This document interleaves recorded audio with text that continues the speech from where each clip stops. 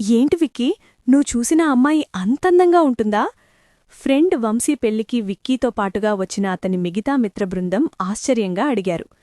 నిజమే, నా మాట నమ్మండి ప్లీజ్ అన్నాడు విక్కీ. సరే గురూ, నువ్వు చెప్పింది మేం నమ్ముతున్నాం. మన వంశీగాడు పెళ్లయ్యేలోపు ఆ ముద్దుగుమ్మని కలిసి నీ మనసులో మాట చెప్పే. నీకు మాత్రం ఏం తక్కువని సలహా ఇస్తూ అన్నారు స్నేహితులు. ఏమో, నాకంత అదృష్టం ఉందంటారా?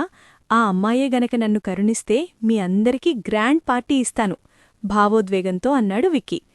ప్రయత్నించు గురూ, సిన్సియర్గా ప్రయత్నిస్తే దొరకంది కూడా ఏదీ ఉండదు. ప్రేమకు ముఖ్యంగా ఉండాల్సింది సిన్సియారిటీనే కదా. ఆల్ ది బెస్ట్ అని అన్న ఫ్రెండ్స్ అందరూ పేకాటాడుకోడానికి కూర్చోడంతో ఏం చేయాలో తెలియని విక్కీ ఒంటరిగా మేడమీదకు వెళ్లాడు. అందమైన వెన్నెలరేయి, చల్లని గాలితోడైంది. మనసికి ఎంతో హాయిగా ఉంది. విక్కీకి ఆ అమ్మాయి ముఖమే మాటిమాటికి గుర్తుకువస్తోంది. ఆహా, ఏమి అందం! ఎవరో శిల్పి మలిచిన పసిడి బొమ్మలా ఎంత బావుంది! ఆ పండువెన్నెల్లో ఇంకా ఆమె అందాలనే తలుచుకుంటూ ఆమె గురించే ఆలోచిస్తున్న విక్కీను, ఏవండి, విక్కీ అంటే మీరేనా? మిమ్మల్ని బావగారు రమ్మంటున్నారు అంటూ అతని వెనుకనే నించున్న ఆ మెరుపుతీగ తన అందమైన కోకిల స్వరంతో అంది. ఆమె స్వరం విన్న విక్కీ సర్వం మరిచి ఆమె వంకే కన్నార్పకుండా చూశాడు.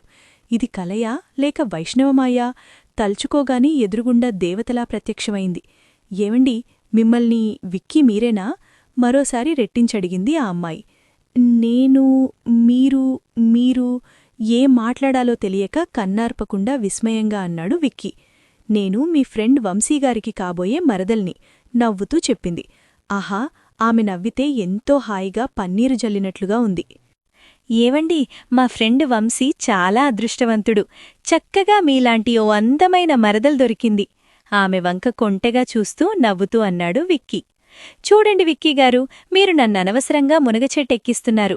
ఈ లోకంలో నాకన్నా అందగత్తెలు చాలామందే ఉన్నారు తెలుసా? ఆమె తిరిగి నవ్వుతూ అంది.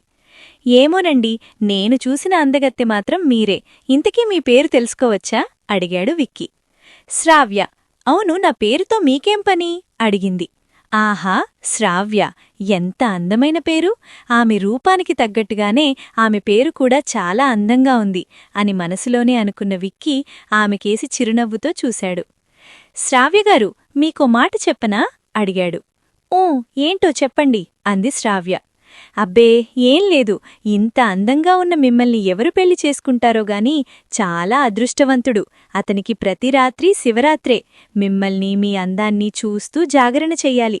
అవును, ఇప్పుడు మీ అక్కగారి పెళ్ళైపోతే తర్వాత మీ పెళ్ళే కదా? సారీ అండి, పెళ్లి గురించి ప్రస్తుతానికి నేనేవీ ఆలోచించలేదు. ముందు జాబ్, ఆ పైనే ఏదైనా.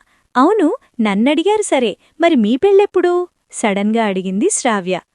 ఏమోనండి, అయినా నాకు మీలాంటి అందమైన అమ్మాయి దొరకాలి కదా అని అతననడంతో మనసులోనే ఆనందపడ్డ శ్రావ్య సిగ్గుగా అతనికేసి చూస్తూ ముందుకు నడిచింది. ఏంటి విక్కీ, ఎక్కడికెళ్ళిపోయావు? నీకోసం మేమంతా వెయిటింగ్ తెలుసా? అడిగారు అతని ఫ్రెండ్స్. ఏం లేదురా, మన వంశీగాడు రమ్మంటే వెళ్లాను చెప్పాడు విక్కీ. అయితే వాడు ఎవర్ని పంపాడు? అలా వచ్చిన వాళ్లకు నువ్వే విక్కీ అని ఎలా తెలుసు? నవ్వుతూ అడిగాడు గోవింద్. గోవింద్, నువ్వింక నీ ఓవర్ యాక్షన్ ఆపు. నువ్వే కదా ఆ అమ్మాయిని మేడమీదకు పంపావు అన్నాడు విక్కీ. ఓహో, అయితే నువ్వు ఆ మెరుపును కలుసుకున్నావన్నమాట. నువ్వు అదృష్టవంతుడివిరా. ఏంటి, మాటామాటా కలిశాయా? ఏముంది ముద్దుగుమ్మా? అతన్ని ఆట పట్టిస్తూ అన్నాడు గోవింద్. అవున్రా, ఆ అమ్మాయి పేరు శ్రావ్య, ఎంబీఏ చేసింది సిగ్గుగా చెప్పాడు విక్కీ. సో, వెతకబోయిన తీగ కాలికి తగిలినట్లు ఆ అమ్మాయే నిన్ను వెతుక్కుంటూ వచ్చింది. ఇంకేం, మెల్లిగా ప్రొసీడైపో. వంశీగాడి పెళ్లైపోయేలోగా ఆ అమ్మాయి అభిప్రాయం కనుక్కో అన్నాడు.